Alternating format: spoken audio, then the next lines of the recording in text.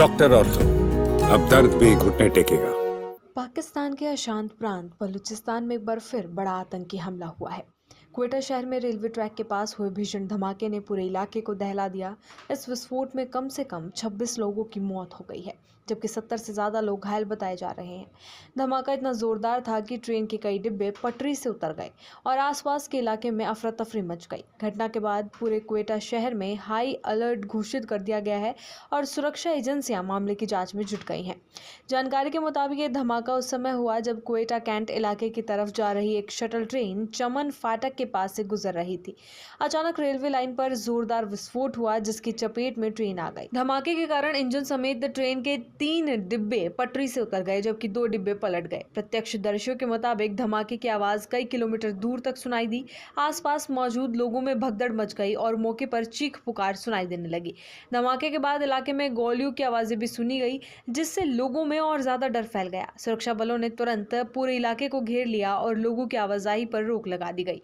स्थानीय प्रशासन के मुताबिक विस्फोट इतना शक्तिशाली था कि आसपास की इमारतों के शीशे टूट गए और पार्किंग में खड़ी करीब 10 गाड़ियों को नुकसान पहुंचा। कई वाहन पूरी तरह क्षतिग्रस्त हो गए। बलूचिस्तान सरकार के प्रवक्ता बाबर यूसुफजई ने बताया कि पुलिस, सुरक्षा बल और रेस्क्यू टीमें तुरंत घटनास्थल पर पहुंच गई थी। घायलों को क्वेटा के सरकारी अस्पतालों में भर्ती करवाया गया है, जहां इमरजेंसी घोषित कर दी गई है।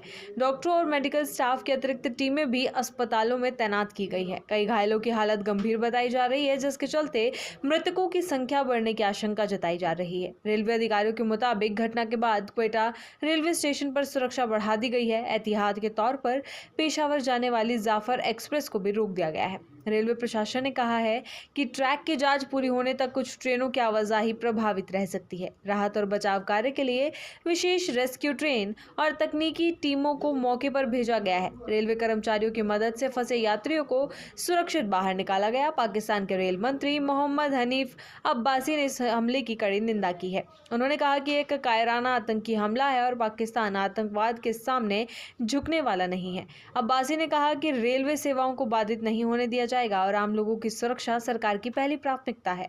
उन्होंने अधिकारियों से घटना की विस्तृत रिपोर्ट तलब की है और दोषियों के खिलाफ सख्त कार्रवाई का भरोसा दिया है। फिलहाल किसी भी संगठन ने इस हमले की जिम्मेदारी नहीं ली है, लेकिन शुरुआती जांच में सुरक्षा एजेंसियां इसे आतंकी कार्रवाई मानकर चल रही है। बलूचिस्तान लंबे समय से अशांति और हिंसा का केंद्र बना हुआ है। यहाँ कई अलगाववादी संगठन सक्रिय है, जो पाकिस्तान सरकार और सुरक्षा बलों को निशाना बनाते रहे हैं। ये संगठन बलूचिस्तान की आज़ादी की मांग करते हैं और अक्सर रेलवे, पुलिस चौकियों और सरकारी प्रतिष्ठानों पर हमले करते रहे हैं। विशेषज्ञों का मानना है कि रेलवे नेटवर्क पर हमला करना आतंकियों की बड़ी रणनीति का हिस्सा हो सकता है, क्योंकि इससे आम नागरिकों में भय का माहौल पैदा होता है और सरकारी व्यवस्था पर सवाल खड़े होते हैं।